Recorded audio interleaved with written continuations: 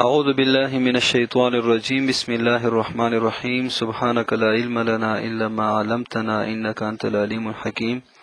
اللهم صل وسلم على سيدنا ونبينا محمد صلى الله عليه وسلم أفضل صلواتك بعدد معلوماتك وبارك وسلم وصل عليه في أول كلامنا وأوسط كلامنا وآخر كلامنا اللهم يا معلم آدم علمنا ويا مفهم سليمان فهمنا ويا ملهم الملائكة ألهمنا اللهم ربي زدني علما. فصل كلمة على للإلزام. دا نهم نمبر حرف تے د حروف معانیونا اعلا. کلمة على للإلزام. کلمه د علا د الزام د پاره رسی اور اصل د دې څه شه دی یعنی معنا د دې اصلي لغوي لإفادة معنى التفوق والتعلي اور اصل د دې د پاره د افاده معنا د تفوق اور تعلی. تفوق یعنی اوپر ہونا والتعلی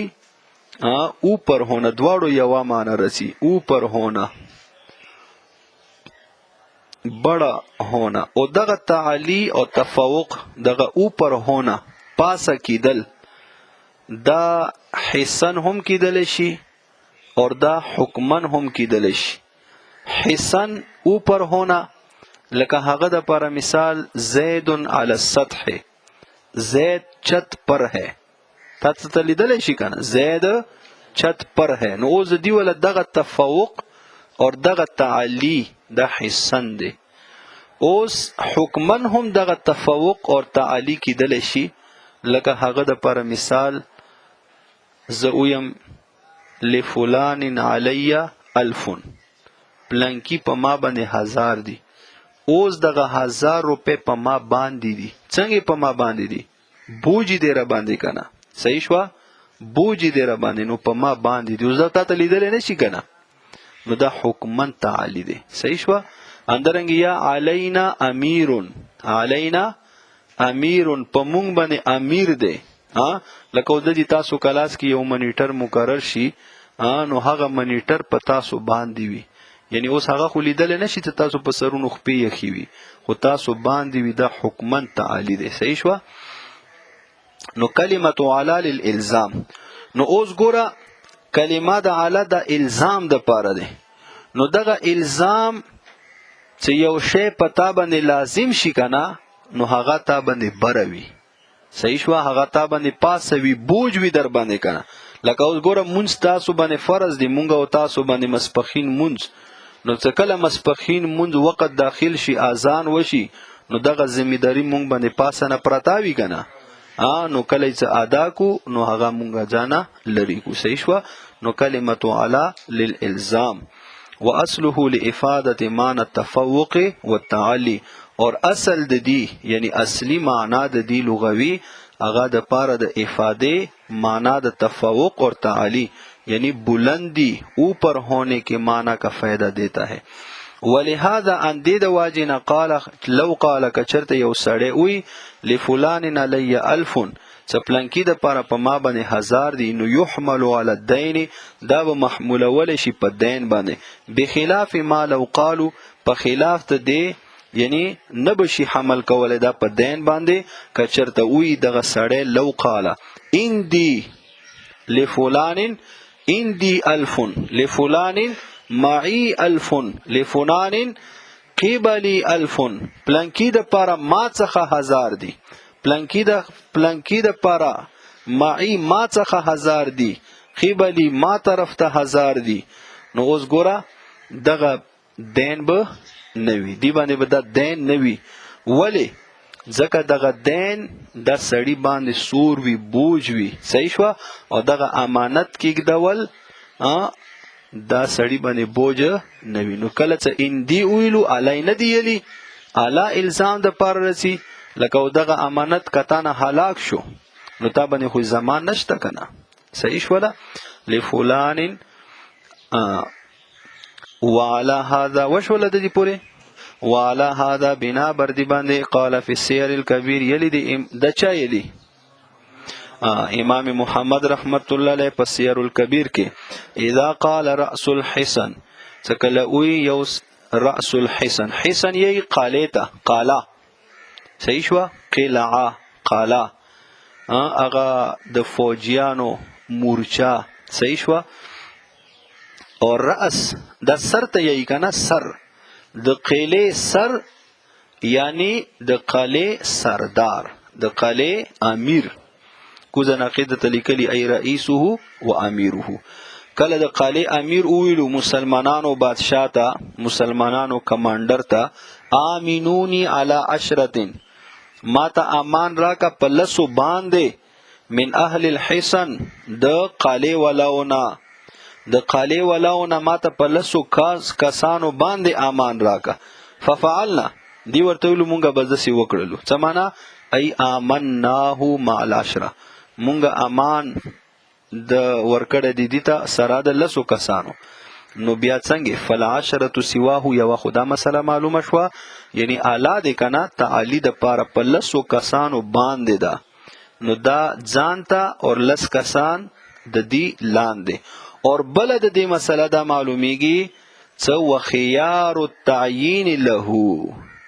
څه خيار تعیین به د دې د پاره وي ځکه چې کله خيار تعیین دي د پر ثابت نه کی کنه نو بیا خو اعلی په خپل معنی باندې نشو بیا خو تفوق او تعالی دا ورکې را نغلو کنه تفوق او تعالی دا به کله رچی چې کله هغه خپل اختیار سره کسان را جمع کی اور دا ور باندې شي صحیح شو کنه امینونی علی عشرتن ما ته امان راکا په دلسو کسانو باندې نو هغه به هغه انتخاب کړی وی کنه هغه تعیین به کړی وی کنه نو اوس تعالی معنا راغله صحیح شولا اوس کچرته دی اعلان بغیر ورته ویلو چې امینونی وعشرتن ما ته امان راکا او لسو نورو کسانو ته نو بدیته د تعیین ولا خيار نوی حاصل صحیح شو ما ته او لسو کسانو نورو ته نو اوس په هغه مسلمانان بادشاہ هغه بدیته دی تعیین ورکی کوي چې دغه کسانو ته مونږه خلاصې ورکو امان ورته ورکو صحیح دی او چې کله اعلی راوړو نو بیا به خيار تعیین دغه امن اخستون کی د پاره وی ولو قال کا چرته ویلو ها ففعلنا مونږه د سی وکړلو فالعشره سواه پس لس کسان علاوه دغه مستامن نبوي وخيار التعيين اور خيار تعيين له دغه مستامن د پربوي ولو قال کچرتوي مستامن امنوني وعشره امان راکا ماتا اور لسوتا او فعشرتن یا پس لسو کسانو تا او ثم عشن یا بیا لسو کسانو تا ففعلنا یعنی مونږه د سی وکړلو فکذالک پس اندرنګي یعنی ثابت پوي امان دیتا هم او لسو نورو کسانو ته هم خو فرق څه شری وخيار التعيين للامن خيار تعيين دا به امن ورکون کی د پاروي صحیح شو هغه کې خواله الله تعالی د پار رچی یعنی گویا کې د لسو کسانو باندې ولار دی به دیلی او دغه د کې دی الله را وړ نه دی صحیح شو نو هغه باندې تعالی حاصل نه دی نو خيار تعین هم دی د پاره نشته وقد يكون دا اوس حت اعلی ولا مجازي معنا د تبینی اور کله کله وی اعلی بمان البا په معنا د با سره مجازن بدا کله کله اعلی په معنا د بارسی خدا به کله رسی څکله دغه اعلی د په ایوز باندې داخله شي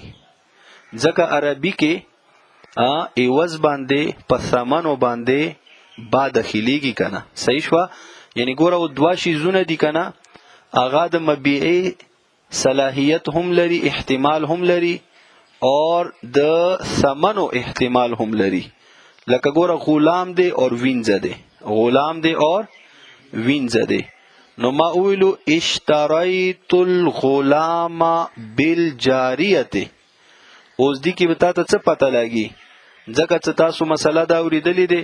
چې مبيعه دا تعیین سره متعین کیږي اور ثمنو کې تعیین نه رسی اگر کدی تعیین وکي هم بیا هم تعیین نه رسی نو اهمه مسله ده اوس هغه سره وینځه هلاکه شوی دی صحیح شو نو اوس آیا دغه غدا به به تاموي خڅو کو دا ماته کو دغه وینځه خو پاتې نشوغه خو مړه شو او د اشتریت الغلام بالجاریه نو مونږه وګورو چې بای په څه شي باندې داخله کړي یره با خو په جریه باندې داخله کړي چې جریه باندې داخله کړي نو با سمن دي نو لہذا بیع به برقرار وي نو دغه غلام پیسې ورته ورکی پوه شي په خبره اوس انداز یې لګي اشتریت الغلام بالجاریه غلام مړ شوی اوس څه شی وکړو یره غلام بیا دی دې کې تعین کېدل شي بیع فسخه اشتریت الكتاب بالقلم نو اوس قلم څه شی دی دا ثمن دی دا عوض دی نو عربي کې با د په عوض باندې داخليږي د په ثمنو باندې داخليږي نو اعلی دا په معنا د باوي خو کله څه کله اعلی د په عوض باندې داخلوي صحیح شولا نو اوس ګوره بعتک حتی لو قال کچرته وی یو سړی بعتک هذا ما خرڅ کړی د تا باندې دا اعلی الفین په 1000 باندې اعلی الفین په 1000 باندې نو یکونو اعلی بمعنى البا نو وی بدغه اعلی په معنا د با سره لقیام دلاله المعاوضه د وجه د قائم کیدلو دلالت د معاوضه صحیح شو دلالت د معاوضه چې دغه اعلی په عوض باندې داخله شوی الف صحیح شو لمولي سه وقد يكون على بمعنى الشرط دای دریمه معنا د اعلی دی چې دا مجازي معنا دی چې کله کله وی اعلی په معنا د شرط اعلی په معنا د شرط هم رسی حقيقي معنا خو دی د الزام د پاره وی کنه الزام د پاره خو کله کله د شرط په معنی باندې هم رسی یعنی وقد يكون اور کله کله وی اعلی بمعنى الشرط په معنا د شرط قال الله تعالی یلی دی الله تعالی یبایعنک بیعت کوي دغه زنانا تاسو را اخوګه پیغمبر صلی الله علیه وسلم اعلی ان په دې شرط باندې لا یشرکن بالله شیئا څه شرک پنه کوي دوی الله تعالی سره هیڅ شي یعنی یو شی به هم الله تعالی سره شریک نه جوړي په دې شرط باندې دوی تاسو را بیعت کوي صحیح نو ګوره اعلی داود دي کې شرط معنی ورکا الزام معنی نه دی ورکړي ولهذا قال ابو حنیفه رحمه الله وان دي د واجنه امام ابو حنیفه رحمت الله علیه دي اذا قالت لزوجها سکل اوی و خذا خوان خپلتا تولقنی ثلاثا على 1000 خاجی دغه دي کې صاحبینو اور امام صاحب اختلاف ته صاحبین فرمایي کنا صدقه اعلی داڅ یعنی شرط په معنا باندې نه رسی اعلی څه کله په عوض باندې داخله شي اعلی کله په عوض باندې څه داخله شي نو دا به بیا په معنا د باوی با اور دا به په معنا د شرط نوي نو اوس ګوره دغه مثال دی چې تولقنی ثلاثا على 1000 څه طلاق را کماتا درې طلاقونه په 1000 باندې او د دې کتاب یو ځان سره ضابطه نوٹ کو څه معوض میں تقسیم سے معوض میں تقسیم سے عوض میں بھی تقسیم آتا ہے معوض میں تقسیم سے عوض میں بھی تقسیم آتا ہے کله معوض تقسیم شي کنه نو بیا په عوض کې هم تقسیم رچی لکه ګوره ما درته ویلو مولوی صاحب د 3 کتابونه کم دي کنه د 3 وړه زتا باندې په 1000 روپے خرڅوم تا ویلو مولوی صاحب د یو کتاب د نزا خلم نو اوس معوض تقسیم شو کنه نو په عوض کې هم تقسیم راغلو نو تا باندې ثلث 1000 د تا باندې لازم شوي صحیح شو ته ماته پورا 1000 نه راکې بلکې عوض کې هم تقسیم راغلو 333 روپے به ته ماته راکې صحیح شولا بیا مخکې ولی کو شرط میں تقسیم سے مشروط میں تقسیم نہیں آتا شرط میں تقسیم سے مشروط میں تقسیم نہیں آتا یعنی په شرط کې تقسیم سره په مشروط کې تقسیم نه رچی لکه ګوره هغه د پر مثال دا دی کنه ان دخلت الدار ثلاثا فانت طالق ثلاثا. صحیح شو. ان دخلت الدار ثلاثا فانت طالق ثلاثا. کچرته ته دی کور ته درې ماتي داخله شوې نو ته درو طلاقونو سره طلاق ای. نو اوس شرط کچرته دغه ښځه یو ځلې د کور ته داخله شوه نو آیا د ښځې ته به یو ځلې طلاق حاصل وي؟ نه به وي حاصل. شرط کې تقسیم راغلو کنه، یو ځلې داخله شوه، خو مشروط کې تقسیم نه رسي چې یو ځلې داخله شوه یو طلاق، دوه ځلې داخله شوه دوه طلاقونه، درې ځلې داخله شوه درې طلاقونه. شرط کې تقسیم سره مشروط کې تقسیم نه رسي. پوه شئ په خبرې؟ څه کله درې پیرې داخله شوه نو درې طلاقونه په ځای ورغلو، نو دا ضابطه شو. عوض کې تقسیم، معوض کې تقسیم سره عوض کې تقسیم رسي اور شرط کې تقسیم سره مشروط کې تقسیم نه رسي. نو اوس ګوره صاحبین فرمایي چې کله په عوض باندې اعلی داخله شي کنه نو دا به په معنا د باوي. نو هغه د دې کې فرمایي چې طلقني ثلاثا علی الف،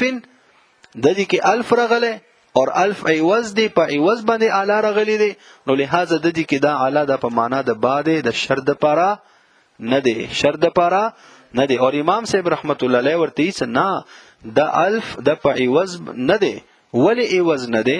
ځکه عموما طلاق خلق په پیسو باندې نه ورکي، عموما طلاق خلق په پیسو باندې نه ورکي. طلاق خو ته خرڅيږي نه کنه، ها خرڅيږي او اس کې پیسې وي. صحیح شو. خلص کیږي غډ ډیر کام کوز د ډیر سپک کار دی. صحیح شو. ته په پیسو باندې خلق طلاق ورکي نو عموما نه ورکي، نو لہذا د دې کې الف د عوض نشي ګرځولای. صحیح شو. نو څه کله عوض نشي ګرځولای نو شرط پی ګرځي، څه کله شرط وګرځول نو طلقني ثلاثا على الف، دغه سړی ولګي دو خځې ورته ویلو خدرې طلاقونه د ما ته راکو نو تا د پر 1000 روپے دي. صحیح شو. 1000 روپے، 1000 روپے باندې ما ته درې طلاقونه راکا. هغه ورته یو طلاق ورکو، دا ورته وی چې شابه 333 روپی راکا، نو داسې نشي کولای. صحیح شو. چې درې طلاقونه ورته ورکو نو بیا به ورته 1000 روپے ورکی.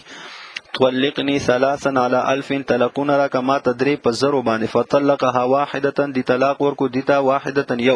لا يجب المال، واجب نوی مال. ولی لان الكلمه ها هنا، ځکه کلمه د اعلی ها هنا دغه دې کې تفید معنی شرط، فایده ورکې د معنا د شرط. فیکون ثلاث، پس وی بدرې والا شرطا شرط للزوم المال، د پاره د لزوم مال.